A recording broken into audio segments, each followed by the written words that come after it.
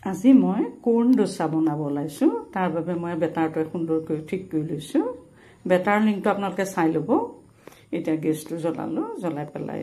পান এখন পাতি দিলো পানখন বহল হলে ভাল হয় পানী অলপমান ছটিয়াই দিছো তাপৰ ভাৰসাম্যটো ৰক্ষা হ'বৰ বাবে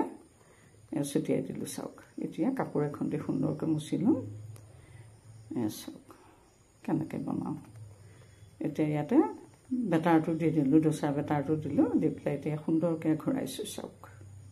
এটা অতি সুন্দৰ ৰেচিপি আপোনালোক যদি মোৰ চেনেলটোলৈ প্ৰথমবাৰ আহিছে তেতিয়াহ'লে subscribe my A to Z tasty kitchen লগতে লাইকছ কমেণ্টছ কৰিব চাওক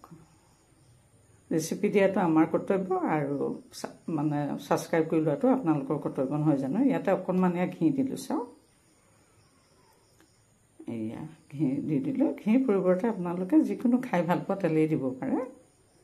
অলপমান ঘি আছিলে ঘি অকণমান দি দিলো চাওক ইতিমধ্যে বৰ ভাল বনাবলৈ উঠিলে চাওক সুন্দৰকৈ হৈ গ'ল এতিয়া কাটি লৈছো মই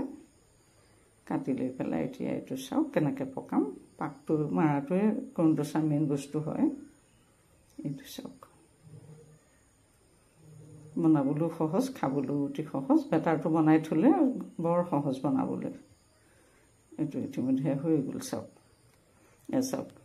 এটা অতি সুন্দৰ ৰেচিপি হয় গতিকে এই সুন্দৰ ৰেচিপিটো আপোনালোকে সুন্দৰকৈ বনাই খাব আৰু এটা নতুন ৰেচিপি লৈ আপোনালোকৰ মাজলৈ আহি আছোঁ আৰু ভিডিঅ'টো পহিলাৰ পৰা শেষলৈকে চোৱাৰ বাবে আপোনালোকক আন্তৰিক ধন্যবাদ জনাইছোঁ